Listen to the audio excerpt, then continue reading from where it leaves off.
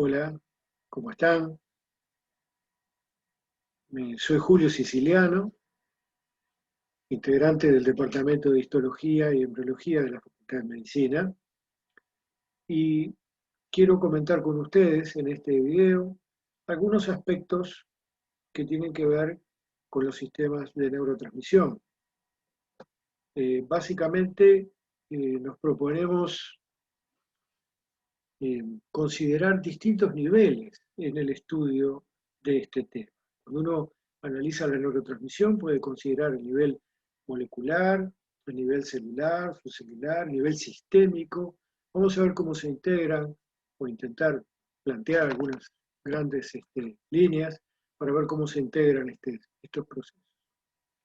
Y sobre el final vamos a considerar un ejemplo, que es el caso de los sistemas dopaminérgicos, y ver cómo trabajan todos estos niveles de organización cuando se consideran en conjunto. Cuando pensamos en organismos unicelulares, sabemos que estas células, que tienen una vida independiente, como individuos, en la naturaleza, son capaces de reaccionar a distintos estímulos. Ahora, cuando estas células se integran, formando organismos más complejos, organismos multicelulares, aparece una nueva necesidad biológica, que es la necesidad de comunicarse. Las células no son un simple conglomerado ¿eh? de células homogéneas, sino que estos distintos tejidos que se diferencian en los organismos multicelulares tienen que funcionar de modo armónico, y para eso todas las células tienen que estar en permanente comunicación. Dentro de estas capacidades para comunicarse, lo cual implica transferir una señal y ser capaz de recibir y traducir esa señal que se recibe, las neuronas aparecen como una aparición filogenética relativamente reciente que ha permitido desarrollar estos sistemas de comunicación al máximo, ¿verdad? ¿Qué es lo que queremos decir con este primer enunciado? De hecho, los primeros tipos de comunicación intercelular en algunos tejidos, el tejido epitelial, por ejemplo, están formados por canales que atraviesan de una célula a la célula vecina, como uniones de tipo gap, por ejemplo, que permiten el pasaje de pequeñas moléculas y iones de una a otra y que permiten que estas células que integran un tejido trabajen de modo armónico. Consideren ustedes, por ejemplo, este epitelio ciliado del epitelio de revestimiento del sistema respiratorio. Tiene cilias. Estas cilias baten, pero para que este batido ciliar tenga un propósito, cumpla, digamos, con un propósito funcional, que es mover una cantidad de fluidos en determinada dirección, ese batido se tiene que hacer en forma integrada, no solo por las cilias que están en una célula, sino además de todo el tejido.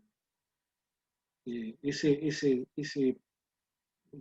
complejo y extenso mar de cilias que vemos debe moverse en forma armónica para que esto tenga lugar. Y eso solamente se puede producir si estas células están permanentemente comunicándose. En este caso, eso se realiza a través de este tipo de uniones. Ahora, en general, cuando pensamos en células que no son contiguas, sino que están más lejanas, digamos que hay dos grandes estrategias que utilizan estos tejidos especializados, el tejido nervioso. La primera es una estrategia que podríamos llamar neurosecretoria. Las neuronas van a formar una sustancia que va a ser una señal, ¿verdad?, que tiene que llegar a la célula blanco, y esa señal es podríamos llamarla una neurosecreción. Esta molécula, secretada por las neuronas, va a penetrar en el torrente sanguíneo y con el torrente sanguíneo va a ser distribuida por toda la economía. Y esta molécula podrá actuar en las células siempre y cuando las células blanco dispongan de los receptores adecuados. Este entonces es un primer sistema. En nuestros organismos esto ha quedado muy reducido. Y son muy pocos, existe aún, pero no podemos decir que sea muy desarrollado. Por ejemplo, existe este tipo de estrategia en el sistema hipotálamo hipofisario. Las neuronas ubicadas en el hipotálamo, los núcleos supraópticos, paraventricular, son capaces de liberar producto neurosecretorio en capilares y esos en el tejido van a ser absorbidos por los capilares y llevados por el torrente sanguíneo a otros tejidos donde van a producir sus efectos. Es aquí donde tenemos confinada esa estrategia de neurosecreción. La otra estrategia, mucho más extendida, es que estas neuronas se extienden una larga prolongación, o largas prolongaciones en algunos casos, que van prácticamente a contactar o, digamos, ponerse en íntimas situaciones respecto a la célula blanca, de la cual van a quedar separadas por una muy pequeña distancia. Entonces, ese producto, esa señal química es liberada, pero no ya para ser llevada al torrente sanguíneo, sino que va a ser liberada en la inmediata vecindad de la membrana de la célula blanca, en un espacio extracelular muy, muy acotado. Y este tipo de estructura es el que recibe el nombre de sinapsis. Esta es la segunda estrategia, es la más utilizada en nuestro organismo. Y eso ha hecho probablemente que las membranas epiteliales, a partir de ellas se originen este otro tipo de células con estas características geométricas tan particulares. Este esquema muestra cómo nos recuerda, digamos, que células como esta, en este dibujo de Ramón y Cajal, células como esta se originan de membranas embrionarias que son de tipo epitelial, en este caso el ectodermo, que se transforma en neuroectodermo, se curva en un surco que se transforma en un tubo, y a partir de este tubo van a formarse precursores primero y células más adultas, tipo adulto después, neuronas, neuroglías, que van a constituir las distintas regiones del sistema nervioso central, sustancia gris y sustancia blanca, a partir de este tipo de elementos celulares. Ese tubo, que tiene una serie de deformaciones anatómicas, expansiones llamadas vesículas encefálicas, tiene una pared entonces formada por un epitelio de tipo ependimario que actúa como sitio de origen para estos precursores neuronales y gliales, una zona del manto donde proliferan, que va a ser la futura sustancia gris, y una zona marginal, que va a ser la futura sustancia blanca en el tejido diferenciado. ¿Cómo se ve en este esquema que muestra las cosas un tanto más desarrolladas? Quiere decir que esta capacidad de comunicarse aparece aparentemente primero en los epitelios y luego, en la medida que los epitelios también se diferencian formando células especializadas en la comunicación, cambia la estrategia y con la estrategia cambia la forma. Esta forma, esta geometría tan particular que presentan las neuronas con esas ramificaciones, tiene una trascendencia muy especial para entender cómo son los campos de recepción y los campos de proyección de esta célula. Estamos pensando en una célula que debe recibir estímulos y debe enviar. ¿Qué tiene que ver en esto la forma? Bueno, o son solamente formas caprichosas, solamente nos interesan por su belleza, por su diseño tan elaborado, o tienen algún tipo, comprendemos algún tipo de importancia funcional. Imagínense ustedes que tenemos la siguiente información respecto a un órgano o respecto a un núcleo en el sistema nervioso.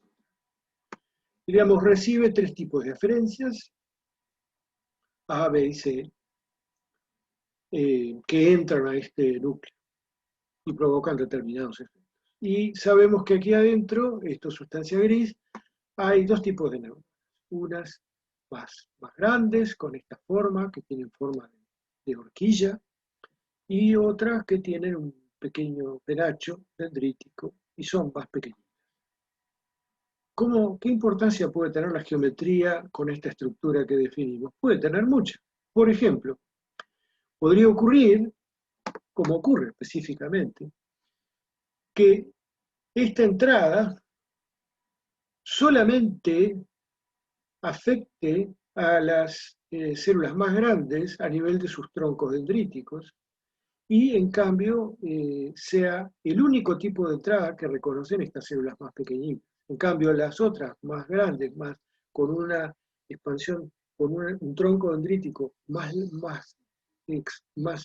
distal, que llega más lejos del soma, podría estar siendo influenciada por las entradas A y por la entrada B. Y además en distintos niveles, más distales o más proximales al sitio de arranque de una señal de este tipo de neurona. Es decir, que la geometría de la neurona, de la geometría de la célula, puede tener una importante relación con la función, con la definición de su campo de recepción y con su campo de proyección también. Como muestran, por ejemplo, estos esquemas en los cuales el axón está pintado en rojo. Entonces aquí vemos, por ejemplo, los trayectos y las diferencias en los campos proyectivos de diferentes tipos celulares. Vean, por ejemplo, esta célula la podemos considerar, diríamos, por su forma es una neurona estrellada, y esta también. Pero miren la diferencia en sus campos de proyección.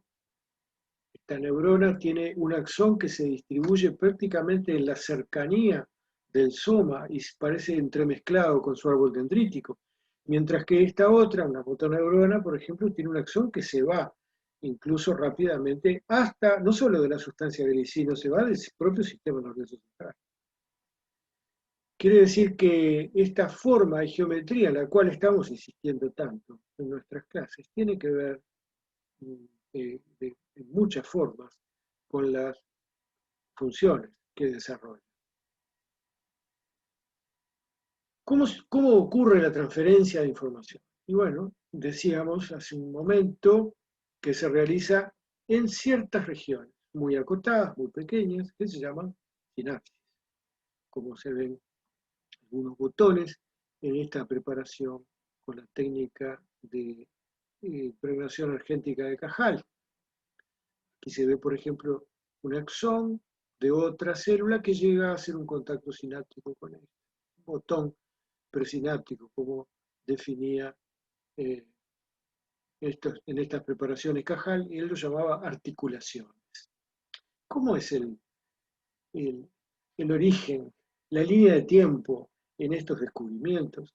Bueno, miren, ya a fines del siglo XVIII empiezan algunos experimentos mostrando la naturaleza eléctrica de la conducción por Galvani. Ya aparece después, 1830 y pico, 38, la teoría celular de Schleiden y Schwann, mostrando que los tejidos están formados por células. En ese momento se considera que hay una excepción a esta teoría celular, que es justamente el tejido nervioso. Esa excepción está dada por las ideas de los llamados reticularistas, que opinan que si bien los tejidos están todos formados por células, el tejido nervioso en particular está formado por una especie de red continua y no hay células discretas definidas como tales. Camilo Golgi es uno de los principales defensores de esta teoría reticularista. Cajal, estudiando el sistema nervioso central con la técnica de Golgi, llega a la conclusión de que en tejido nervioso no es una excepción a la teoría celular, sino que también está constituido por unidades independientes a las cuales denomina neuronas. Y su vida contemporánea a la de Golgi transcurre en una serie de controversias permanentes entre esas dos visiones. Cajal, un tiempo después, incluso postula otra teoría que él denomina de polarización dinámica, explicando cómo estas neuronas, que son células independientes, les llega la información por un polo, lo procesan y emiten información por otro polo. El poderío de la técnica y de las explicaciones de Cajal se impuso al reticularismo. Sin embargo, persistió cierta controversia con respecto a la existencia o no de continuidad a nivel de los sitios sinápticos. Y no fue realmente sino hasta esta fecha, mucho más cercana en el tiempo, 1958, cuando Palay examina el tejido nervioso del sistema nervioso central al microscopio electrónico, ve la sinapsis y ve que hay una verdadera interrupción de un citoplasma y el comienzo de otro y espacio extracelular interpuesto, con lo cual queda claro que lo correcto era la opinión de Cajal, o la teoría, digamos, de Cajal. Este dibujo, justamente de Cajal, muestra a la izquierda las prolongaciones de células ganglionares entrando a la médula espinal. En la concepción de Golgi, en que es un retículo continuo, y en la concepción de Cajal, que sabemos hoy correcta, es decir, que estas células terminan en botones presinápticos, que hay una interrupción y luego hay una célula independiente que está recibiendo. Sabemos que a partir de la microscopía electrónica, la mayoría de las sinapsis que tenemos en el sistema nervioso central son de tipo químico, es decir, que la señal que transmiten a la otra célula es, como decíamos al inicio de esta conversación, una señal química. Esa señal química, esos neurotransmisores, se almacenan en las vesículas sinápticas y son liberados en respuesta a estímulos. Esa molécula va a atravesar la hendidura sináptica y a causar la activación de receptores que se encuentran en la célula postsináptica. Aquí se ve la presencia de vesículas acumuladas en los sitios activos de esta sinapsis. Esta es la hendidura sináptica y esta es la membrana postsináptica. Aquí estamos viendo un elemento neuronal que está recibiendo dos sinapsis. No sabemos si de diferentes tipos celulares. Esta concepción que ustedes conocen sobre el funcionamiento sináptico es esta que está descrito acá. Tenemos una neurona presináptica, una postsináptica y una señal que ocurre en sentido anterógrado. Ahora bien, muchas veces esta señal no es axodendrítica, sino que puede ocurrir que el elemento postsináptico sea otro terminal axónico, en cuyo caso la señal será axoaxónica. Esto es un tipo de ubicación muy particular, porque el efecto funcional a este nivel va a ser muy importante. Por ejemplo, si esta neurona postsináptica llevaba un estímulo que iba a hacer que descargara su señal, que se activara, se despolarizara el terminal, y recibe una señal inhibitoria de este nivel, lo más probable es que esta señal se frene. Es decir, la ubicación, el punto de la geometría de la célula donde está ubicada la sinapsis es extremadamente importante. Otro elemento a tener en cuenta también, para ver que hay muchas perspectivas en esto de la sinapsis, es que la liberación o mejor dicho, la sustancia que se libera, no solo actúa a nivel del elemento posináptico, sino que también la propia neurona que libera el neurotransmisor suele tener ella misma receptores para ese mismo neurotransmisor, y ese neurotransmisor puede generar efectos en la propia neurona presináptica, a nivel del terminal o incluso en sitios algo más alejados. Muchas veces ocurre, además, que la neurona postsináptica puede enviar algunas señales, por lo general de señales no convencionales, como gases, como el NO, que van a tener un efecto retrógrado.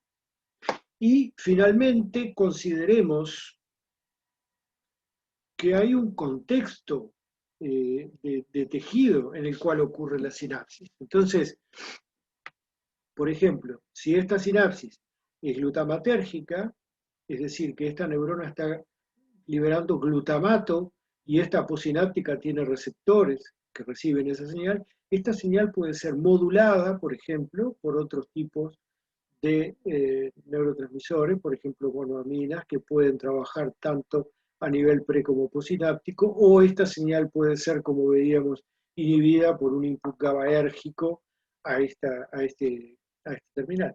Es decir, que el concepto es, se debe considerar el conjunto de estos elementos sinápticos para entender su funcionamiento. ¿Cuáles son las sustancias que se utilizan como neurotransmisores? Son unas cuantas, se han descrito. En general son pequeñas moléculas solubles, incluso algunos péptidos que pueden ser usadas como neurotransmisores. La figura muestra la fórmula de uno de los neurotransmisores, el que nos vamos a referir un poco más adelante, que es la dopamina. ¿Cómo hacemos para saber si una sustancia es un neurotransmisor? ¿Cómo se identifica un neurotransmisor? En primer lugar, si una sustancia es un neurotransmisor, tiene que estar localizado a nivel presináptico y debe ser en general sintetizado o almacenado en ese sitio presináptico, en vesículas. En segundo, y se encuentra ubicado él, se encuentra ubicado muchas veces las enzimas necesarias para la síntesis. Debe ser liberado, se tiene que mostrar que la estimulación del terminal provoca la liberación de esa sustancia. Los otros criterios que se siguen son de tipo farmacológico. Esa sustancia, nuestro probable neurotransmisor, tiene que ser capaz de imitar los efectos de la estimulación de la vía. Por ejemplo, si yo tengo una neurona que actúa sobre esta, y yo sé que cuando esta descarga, esta se despolariza, bien, si estoy planteando que el neurotransmisor X es el que se utiliza en esta señal, entonces tengo que demostrar que la aplicación de X provoca la despolarización en esta otra. Es decir, que el neurotransmisor provoca el mismo efecto o imita el mismo efecto de la activación fisiológica, funcional, de la neurona presináptica. Tengo que mostrar además la presencia de agonistas y de antagonistas, es decir, de ese neurotransmisor. Tengo que mostrar que hay moléculas que son capaces de actuar en los mismos receptores, produciendo un efecto similar, o que puedo bloquear con otras moléculas a esos receptores. Cuando se cumplen todos estos criterios, y esto es solo alguna de los criterios resumidos, entonces llegamos a convencernos de que una sustancia es un neurotransmisor en cierta parte del cerebro o en cierta vía. Y hasta así se han descrito, por ejemplo, aminas biogénicas, entre las cuales la acetilcolina y las monoaminas, como la dopamina, noradrenalina, adrenalina, aminoácidos, el ácido glutámico, el ácido aspartico, el ácido gamma-aminobutírico, que también es un aminoácido. El glutamato es el principal neurotransmisor excitatorio del sistema nervioso central y el GABA es el principal neurotransmisor inhibitorio. Péptidos, algunos con pocos aminoácidos, otros un tanto más grandes, de 10 o más aminoácidos. Nucleótidos, como la adenosina, por ejemplo. Y después otros menos convencionales porque tienen una gran capacidad para difundir. Y eso hace que puedan actuar una vez producidos tanto en sitios pre como postsinápticos, porque las membranas, que son los límites celulares, no los contienen y pueden difundir libremente. Uno, por ejemplo, conocido es el óxido nítrico, otros son algunos mensajeros derivados de los lípidos, por ejemplo, la anandamida, derivada del ácido araquidónico. ¿Cómo actúan los neurotransmisores? Bueno, se liberan cuando llega un estímulo al terminal presináptico, se produce la apertura de canales de calcio dependientes de voltaje, entra calcio, aumenta el calcio libre en el citosol y eso provoca la liberación del contenido de estas vesículas sinápticas en la hendidura. Esto determina la activación de receptores postsinápticos y también presinápticos, como veíamos, que pueden llegar a modular lo que ocurre aquí adentro. La activación de estos receptores va a producir efectos eléctricos y efectos químicos y metabólicos en la célula postsináptica. Va a ser el efecto biológico de la transmisión de información.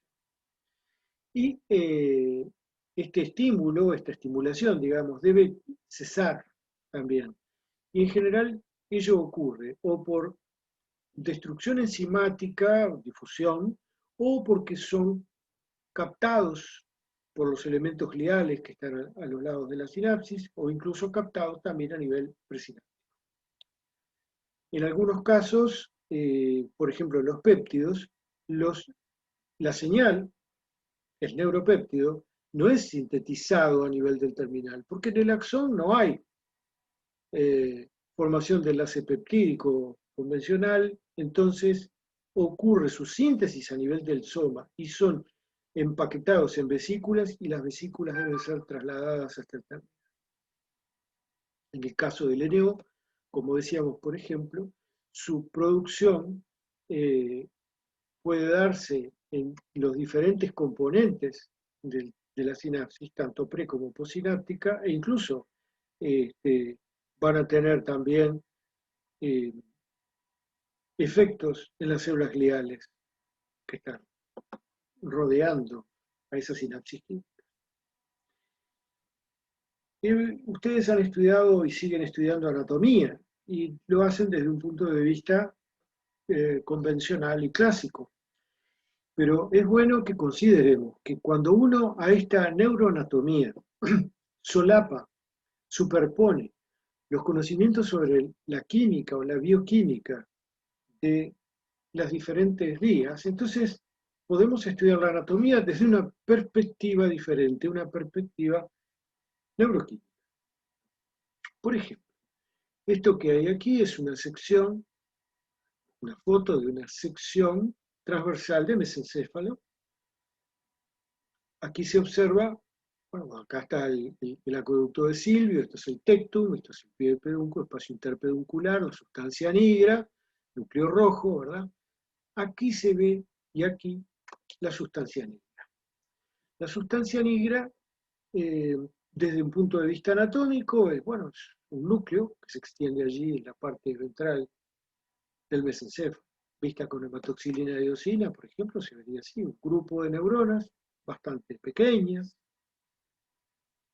que tienen un color un tanto especial porque en el humano están pigmentadas, con un pigmento que se llama melanina, por eso se ven con un tinte algo diferente. Ahora bien, Folk y Hillard, suecos, en la década del 60, químicos, orgánicos, descubrieron que la dopamina, bajo la acción de los vapores de la formalina, produce un compuesto diferente, el cual es capaz de, al ser iluminado, producir una fluorescencia característica verde, una luz verde. Entonces, yo podría, en un corte como este, encontrar que aquí hay puntos, células, cuando utilizo esta técnica de Folk y Hillard, podría saber exactamente qué neurotransmisor utiliza. Y podría de esa manera mapear en secciones de tejido dónde se ubican las neuronas dopaminérgicas, las neuronas capaces de sintetizar y almacenar dopamina. Esto entonces abrió en este momento una ventana enorme a la investigación, que dio lugar, por ejemplo, esto es un cerebro de roedor, ¿verdad? Dio lugar a que se identificaran grupos neuronales, por ejemplo, en el mesencéfalo, de neuronas dopaminérgicas y se pudieran mapear exactamente diferentes tipos de vías, nigroestriatales, nigrocorticales, etc. De esa manera sabemos, por ejemplo, que en el cerebro la dopamina se origina sobre todo en la sustancia nigra, el área tegmental ventral, que está entre ambas sustancias nigras, digamos, y el núcleo 4.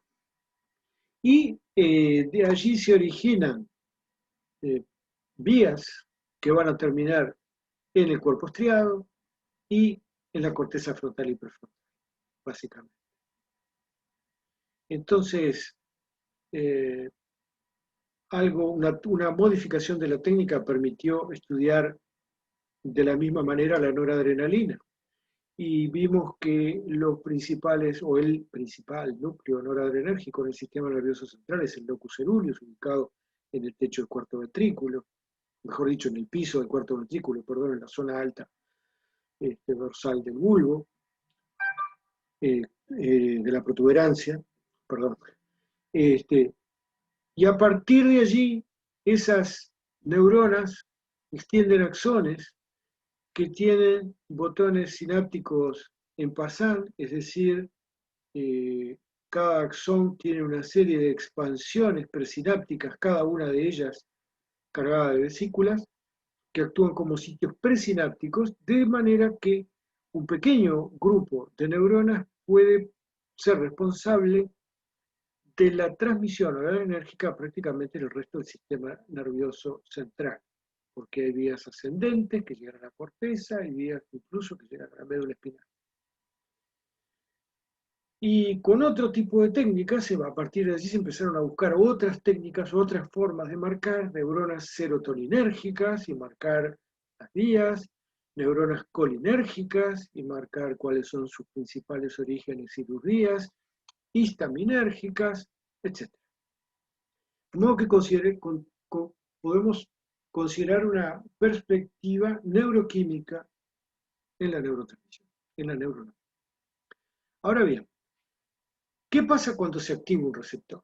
Bueno, se activa un receptor, determina una respuesta en la célula postsináptica, que va a depender de un montón de proteínas intracelulares en la neurona postsináptica. Y de lo que ocurra con todos estos sistemas es lo que es la consecuencia que vamos a tener desde el punto de vista eléctrico y desde el punto de vista metabólico. Hace algunos años sabíamos que teníamos una señal y luego algo operaba como caja negra y teníamos un efecto final. Hoy en día podemos disecar, en muchos casos con detalles muy finos, todo la compleja serie de señales que llevan a la producción del efecto biológico. Y esto nos permite saber cómo se modula, cómo se regula, cómo se puede interactuar, cómo se puede modificar. En general, los neurotransmisores, una de las cosas que hacen, una estrategia, digamos, de funcionamiento es que una vez que activan el receptor, bueno, ese receptor es un canal. Entonces, cuando es activado por el neurotransmisor, se abre y deja pasar algún ion, es un canal iónico. Lo otro que puede ocurrir es que el receptor active un receptor que no es un canal, pero que está acoplado a sistemas de traducción intracelular, por ejemplo, proteína G y sistemas de segundos mensajeros y proteínas quinasas y fosfatasas, que van a regular, por una parte, canales iónicos y por otra parte, efectos metabólicos que pueden llegar incluso a la expresión, a modificar la expresión de genes en la neurona postsináptica. ¿De acuerdo? Bien. Ahora, ¿cómo consideramos todos estos elementos que venimos mencionando? Son distintos niveles de organización del sistema. Y en realidad se deberían considerar cuando uno toma un sistema determinado como ejemplo. Veamos, por ejemplo, el caso de la dopamina. En primer lugar, tenemos que considerar su biosíntesis. La dopamina es sintetizada a partir de la tirosina, en una serie de pasos enzimáticos relativamente sencillos. Este fenómeno de transformación de este aminoácido en el neurotransmisor solo ocurre en las neuronas que tienen las enzimas necesarias, las neuronas que expresan, luego de su diferenciación en este tipo de células, que expresan estas enzimas capaces de producir este compuesto. ¿Y dónde están? Bueno, están en la sustancia nigra, están en el área tegmental ventral, están en el núcleo 4 y se distribuyen de esta manera. ¿Qué pasa a nivel sináptico con la dopamina? Bueno, se va a almacenar y terminar de sintetizar en vesículas presinápticas, las cuales se van a liberar cuando llegue un potencial de acción al terminal. La dopamina liberada va a actuar en receptores presinápticos, receptores posinápticos, va a ser capturada por la glía que está cerca, por los astrocitos protoplásmicos que están en la contigüidad de la sinapsis. Y va a ser inmediatamente metabolizada por enzimas que metabolizan este tipo de neurotransmisor catecolamínérgico. ¿Cuál va a ser el efecto de la dopamina? Bueno, pueden aumentar la conductancia de algunos iones o pueden inhibirla. ¿Cómo se explica eso? Bueno, depende a qué tipo de elemento de señalización intracelular esté acoplado ese receptor en ese tipo de células. Entonces, a través de, por ejemplo, la fosforilación de canales, podemos tener que la dopamina aumenta la conductancia del calcio o disminuye la conductancia de canales de sodio dependiente de voltaje, o depende del tipo de canal y del tipo de célula que estamos considerando.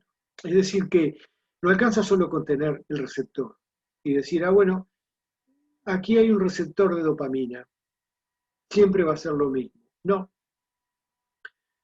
El efecto de la dopamina va a depender del receptor, pero además del tipo de elemento de molécula de señalización que está asociado a ese receptor.